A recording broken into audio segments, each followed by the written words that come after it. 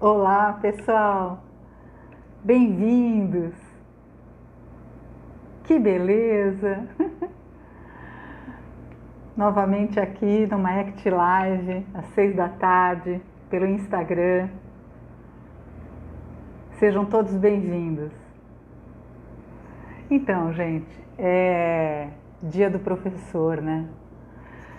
E eu queria conversar com vocês um pouco a respeito do espaço escolar, sabe? Como vai ser, como já está sendo e como será a partir do ano que vem, né?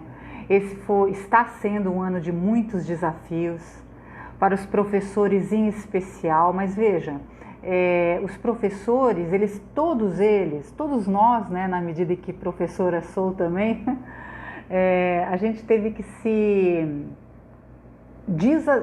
sendo desafiado, nós tivemos que realmente mudar a forma de interagir com vocês, com todas as pessoas. Para quem não estava habituado a falar, por exemplo, para uma câmera, né?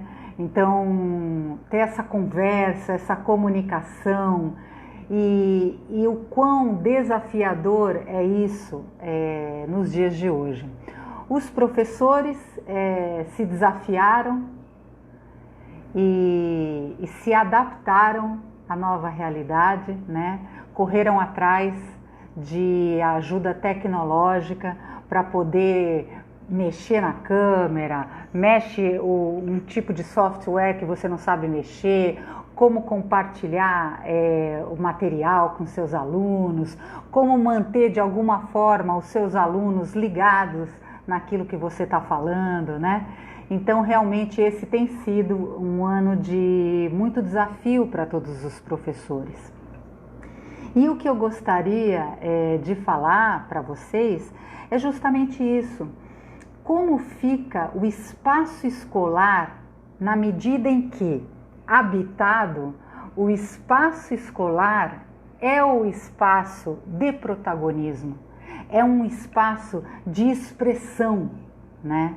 De troca, de fala, de escuta, de vivências e desafios diários. E aí eu não estou falando só dos desafios em relação à memória, desafios cognitivos. Eu estou falando também de desafios que vão muito além do conteúdo, mas dos desafios de uma vida, de aprendizado para uma vida inteira. Isso! Feliz Dia dos Professores! Obrigada pela presença de todos vocês aqui. Gente, trabalhar em escola, eu vou dizer para você que é um presente tão grande para quem teve essa oportunidade ou para quem puder ainda escolher essa profissão. A profissão do professor, ela é única. Não há nada que se compara à felicidade de você poder trocar com os seus alunos, né? Como a gente costuma dizer, o ensinante e o aprendente. Eu gosto muito dessa ideia, que é uma ideia de que nós, professores, somos os ensinantes porque estamos aprendendo também enquanto ensinamos. E os aprendentes, que são os alunos, na verdade, é uma relação de troca. É uma relação onde a gente está sempre aprendendo, sempre caindo, sempre levantando, sempre sendo acolhido. Então, como é que vai ficar, eu me questiono, esse espaço de protagonismo e expressão que é a escola? Como é que vai ser daqui para frente, né? Então eu vejo aqui em casa, pela forma como as pessoas estão estudando aqui em casa, né? Vejo os meus alunos, que eu dou aula no cursinho pré-vestibular, eu dou aula em graduação, pós-graduação, né? como trabalhar, continuar trabalhando essas competências, né, socioemocionais, como desenvolver todas essas habilidades no indivíduo que vai ser criado para o mundo.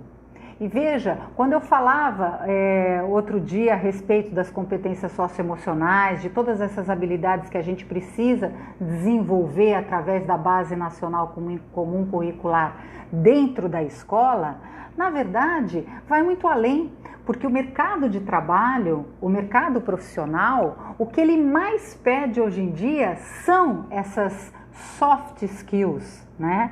Então a gente faz a diferenciação, e aí do ponto de vista profissional mesmo, hard skills são mesmo aquelas habilidades para você cumprir a função pela qual você foi contratado.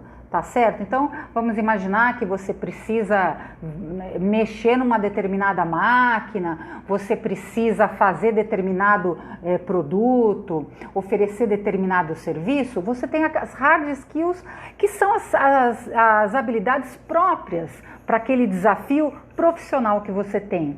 Acontece que hoje em dia, ter essas hard skills é a base, todo mundo tem que ter. Mas na realidade as pessoas são contratadas pelo seu diferencial pessoal. E o diferencial pessoal mora onde? Justamente nas habilidades comportamentais, nas soft skills. A maneira como você se reconhece, a maneira como você entende a respeito dos seus sentimentos, das suas emoções, a forma como você aceita o meio ambiente que você está vivendo, a forma como você se relaciona com as outras pessoas, a forma como você, se você tem ou não uma flexibilidade cognitiva e você acolhe a diversidade, né, humana, porque todos somos singulares. É engraçado porque somos iguais e em contrapartida somos singulares.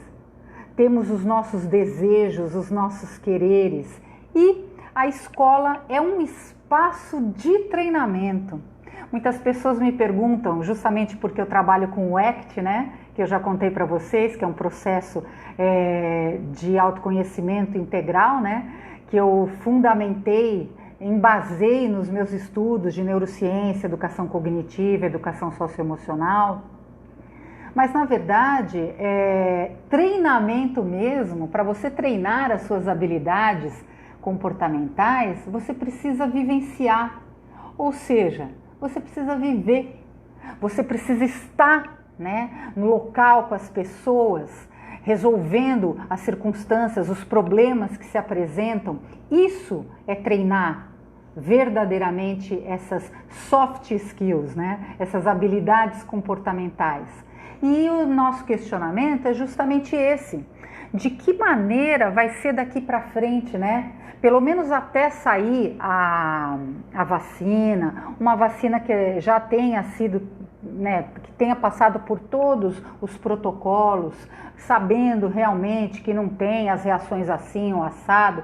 De que maneira até lá a gente vai poder continuar com o protagonismo do espaço escolar, para que, na medida em que eu oportunizo um espaço para todos, cada um poderá ser o seu protagonista, o protagonista da sua história, né?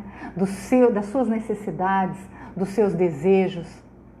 Lembra, quando eu falo de ser protagonista, é interessante isso porque logo a gente pensa em teatro, né? E realmente o teatro tem tudo a ver com o desenvolvimento das habilidades e as competências socioemocionais.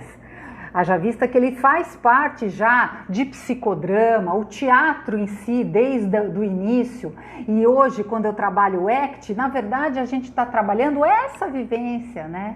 De você cumprir personagens e papéis, de você mergulhar no papel e numa história de vida de outras pessoas, né? Então, é isso. Esse espaço escolar é um espaço desafiador, em que todos os professores são protagonistas, porém, não tenha dúvida, Cada aluno é protagonista também da sua história. Cada pessoa que trabalha no ambiente escolar, gente, quem tem a possibilidade de trabalhar na escola, faz ideia do que eu estou dizendo, do presente que é a cada dia você vivenciar a história de cada um daqueles indivíduos que estão ali convivendo com você diariamente, às vezes até mais tempo convivendo com os professores e com os colegas da escola do que com os próprios pais. O pai às vezes e a mãe estão fora de casa o dia inteiro, né? Quando chegam em casa, aí ou as crianças já foram dormir, os pais estão cansados. Enfim, esse mundo contemporâneo, ele traz uma série de desafios para a gente. E agora, eu não tenho dúvida que os desafios, com certeza, obviamente, eles aumentaram.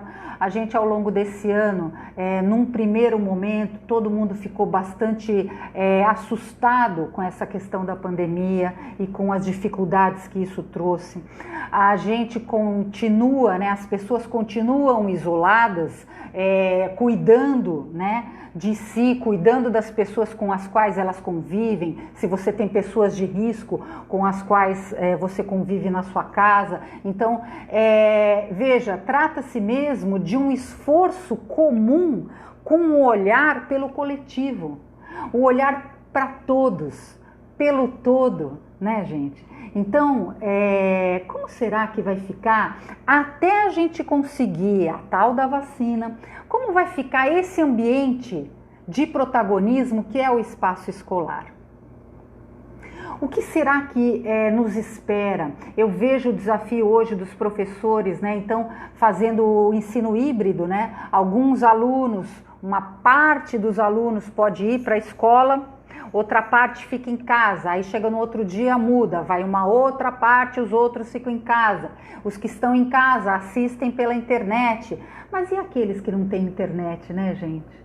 Quanta dificuldade, quanta coisa ainda precisa ser feita para que a gente consiga verdadeiramente oportunizar um espaço de desenvolvimento de habilidades para a vida. São habilidades para a vida. Veja bem, quando a gente fala de habilidade socioemocional, a gente não está falando do conteúdo apenas, mas a gente está falando de dificuldades que a gente vai passar para o resto da vida. As pesquisas comprovam 70% das pessoas que são contratadas nas empresas, falando do mundo profissional, que obviamente está na continuidade do ensino, né? O ensino médio finaliza, vai-se para um terceiro grau, né? Fazer a sua graduação e já assim, ser inserido, se possível, no mercado de trabalho, encontrando um espaço, né? Para você poder brilhar e verdadeiramente colocar todas as suas hard and soft skills em prática. Eu pergunto para você, nossa, como vai ser, né, daqui para frente? E aí, quando eles estão contratando, 70% das pessoas que são contratadas verdadeiramente são as pessoas que estão relacionadas de uma forma melhor com essas habilidades, com essas competências socioemocionais. E o que eu poderia falar para vocês a respeito delas? Veja bem, tem várias competências que a gente fala muito, tem os Big Five, eu já falei para vocês numa outra live, mas fundamentalmente hoje a gente procura nos indivíduos o quê? A gente procura resiliência, a gente procura pessoas que têm um grau de autoconhecimento, de autoconsciência, pessoas que conseguem reconhecer as suas emoções e autorregulá-las mediante circunstâncias difíceis. E não se trata de todo mundo virar Buda, porque a ideia não é essa. A gente, na verdade, é ser humano, todo mundo encarnado aqui, né? E todo mundo vivenciando desafios diários. Então, se você tem um momento de explosão, ter resiliência é você saber que, opa, explodi, consigo retomar o meu caminho e às vezes de uma forma melhor ainda. Entende, gente? Então, quando a gente fala de resiliência, a gente está falando disso. Não se trata você simplesmente viver sempre em cima do salto. O ser humano não vive em cima do salto. O ser humano precisa abraçar e acolher todas as suas dificuldades, né? Porque só dessa maneira você acolhe as suas dificuldades e você consegue ir trabalhando aos poucos, treinando novas habilidades. E o espaço escolar, ele mora exatamente nisso. O espaço escolar, ele é tão protagonista, por quê? Justamente pelo fato de várias pessoas estão ali para justamente oportunizar o desenvolvimento dessas habilidades. Como? De várias formas, desde o momento de você poder, por exemplo, levantar, né, no meio da aula e ir ao banheiro, de você conversar com o seu colega, de você ouvir o que o professor está falando, de você se colocar em relação aos problemas que foram colocados dentro da sala de aula pelo professor. Esta convivência, e é aí que vale dizer, parece que a Marta comentou a respeito de treinamento, na hora eu estava terminando um pensamento, mas na verdade a vida é o próprio treinamento. Compreende, gente? Então, quando eu digo assim para você, claro que você pode trabalhar um treinamento de uma forma mais diretiva, mais focada, não tenha dúvida. Claro, psicoterapeutas, as pessoas de gestão de pessoas, os gestores, os psicólogos, todos eles, todos nós, né, me incluo nesse grupo, todos nós estamos aí para isso. Mas acontece o seguinte, na verdade, a vida, ela ensina. As dificuldades que a gente passa na vida, elas trazem para nós tudo aquilo que a gente verdadeiramente precisa, né? Vai precisando para conseguir ir amadurecendo, caindo, aprendendo. E aí, quando eu falo a respeito dessas soft skills, eu falo para vocês um pouco, a Catarina, o podcast, né? A Catarina essa semana acabou encontrando, para quem não ouviu, convido a ouvir lá, né? Ou assistir no meu canal do YouTube, o último episódio da Catarina, que se chama Rio, né? As águas do rio. E Catarina encontrou, por acaso, um texto que ela havia escrito algum tempo atrás, e ela começou a ler e ficou profundamente tocada por aquilo que ela estava lendo, e ela viu o quanto ela estava conectada com aquela dor daquela pessoa, que num primeiro momento ela falou, gente, fui eu que escrevi isso. E o que eu quero ressaltar em relação a esse podcast da Catarina? Quantas vezes a gente está no olho do furacão, que inclusive foi o nome de uma outra live minha, Act Live, quantas vezes a gente está vivenciando uma coisa e a gente está no meio daquilo e a gente está afogado naquela dificuldade e a gente não consegue vislumbrar uma alternativa, uma resposta alternativa. Por quê? Porque a gente está enfiado no problema, não é verdade? Então, quando a gente fala de desenvolver habilidades socioemocionais, está aí uma outra. Você conseguir se distanciar do problema, tomar um passo atrás para enxergar o todo, essa visão sistêmica de como as coisas acontecem.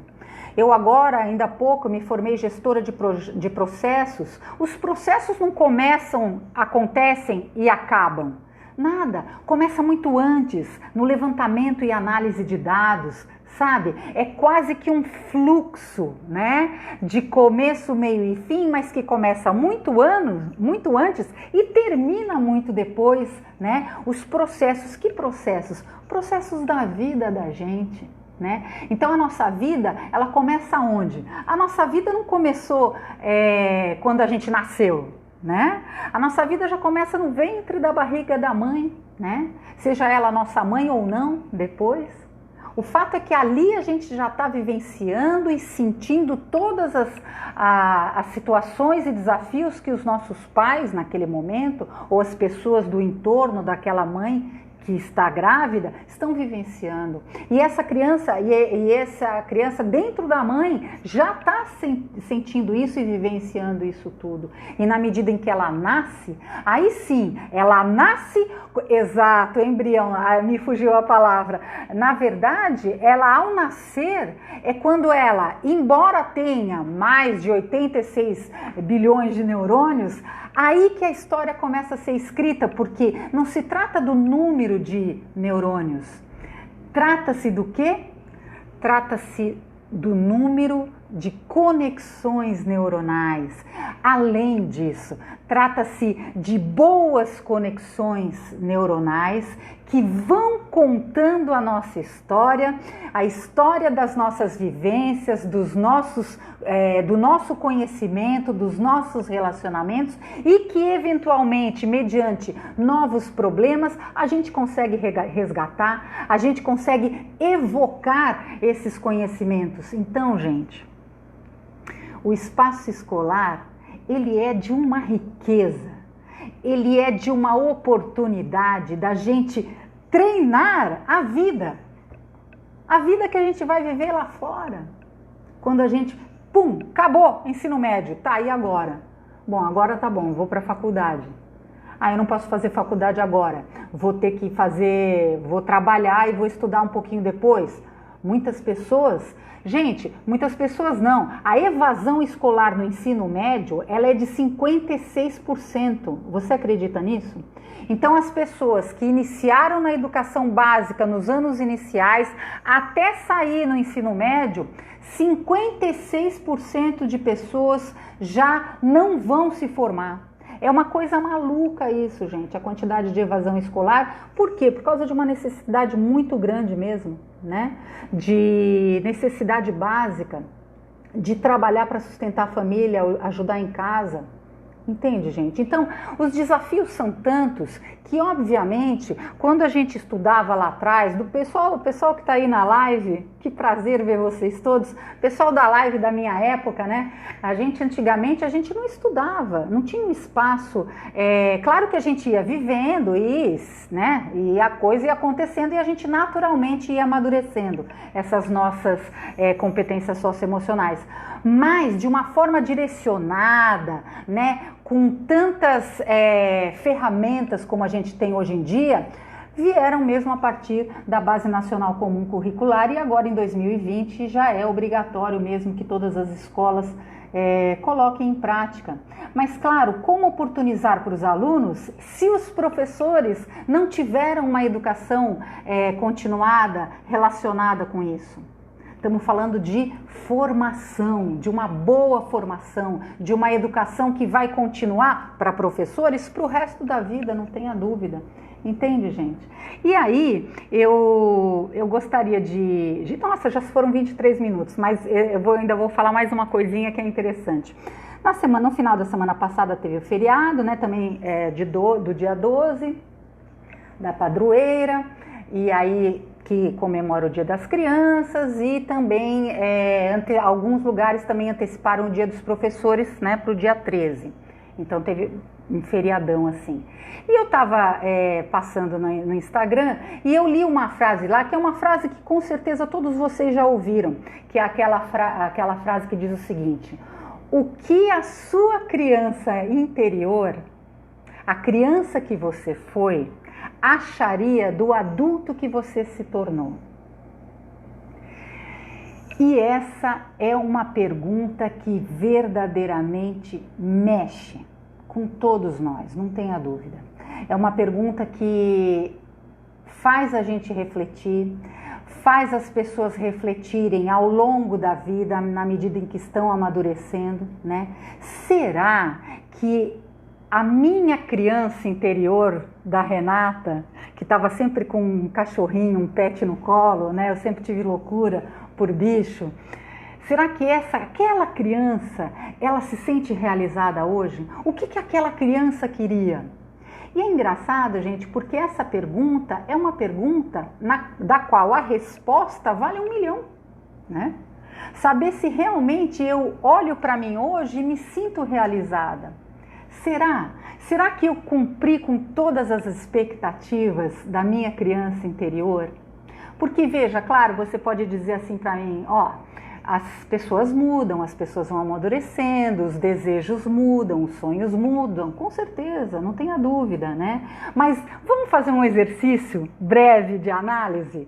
Pensa lá, na tenra infância, por exemplo, a foto que eu postei outro dia segurando um cachorrinho, eu devia ter uns 3 anos de idade. E eu voltando naquele tempo, né, fazendo esse exercício, 3, 5 anos de idade, o que será que aquela criança, aquela Renata queria, né? E na minha cabeça veio assim, gente, aquela criança queria morar no sítio. Aquela criança queria morar no sítio, cheia de bicho em volta, né? E vendo as flores, a mata, andando na terra, indo até o lago. É isso que essa criança queria. Hoje eu moro numa cidade, né? Eu não moro no sítio que eu queria com 3 anos de idade. Obviamente o tempo passou, na medida em que eu comecei a fazer balé com 6 anos de idade, e aí já fui para as artes, né? Dos 6 aos 24 eu estudei dança e atuei na dança mesmo num grupo de dança aqui em Santos. Então, muitos anos, quase 20 anos dançando, bailando por aí, né? Essa jovem, né? Essa criança inicialmente com 6 anos de idade, essa jovem queria o quê? Essa aí provavelmente queria ganhar o mundo, né? Bailar pelo mundo afora. Mas essa mesma pessoa se tornou atriz. E aí queria ganhar o mundo também como atriz, mas depois já não queria mais, essa pessoa queria trabalhar com outras pessoas, e aí já se vão mais de 20 e tantos anos, né, nessa vida trabalhando com desenvolvimento de pessoas, com gestão de pessoas, com cursos, dando aula. Gente, eu vou dizer para você que a gente muda, mas que legal a gente fazer essa análise. Ter consciência desses lugares todos que a gente visitou, que a gente foi, os lugares enquanto emocionalidade, né? Sim, Marta, é engraçado, a Marta, ela escreve, com 6 anos já éramos amigas, Marta, verdade, a Marta é minha amiga mais antiga, né, Marta? Muito bacana. E essa criança tem que vir em questionamentos para sentirmos vivos e lidar com, não tenha dúvida, Fernanda. Essa criança, ela precisa ser acolhida quase que diariamente, porque é justamente nessa tenra infância, nessa história, que está a base do que seremos depois, da história que vamos construir. Para a psicologia, Fernanda, que é psicóloga, né, Fernanda? A Cláudia, que está aqui, que é psicóloga também. Quais desafios esses jovens que chegam para nós, que chegam para vocês no consultório, trazem? Ou mesmo uma pessoa madura dos seus 40, 50 anos? Querida Fernanda, saudade também, Fernanda, de vocês todos. Gente, eu vou dizer o seguinte, são muitos desafios que a gente passa enquanto criança e não tenha dúvida, são desafios não de conteúdo, mas desafios socioemocionais, os nossos medos, os medos que temos quando crianças. O que será amanhã? Será que papai volta, mamãe volta? Quem vai cuidar de mim hoje? Medo de escuro?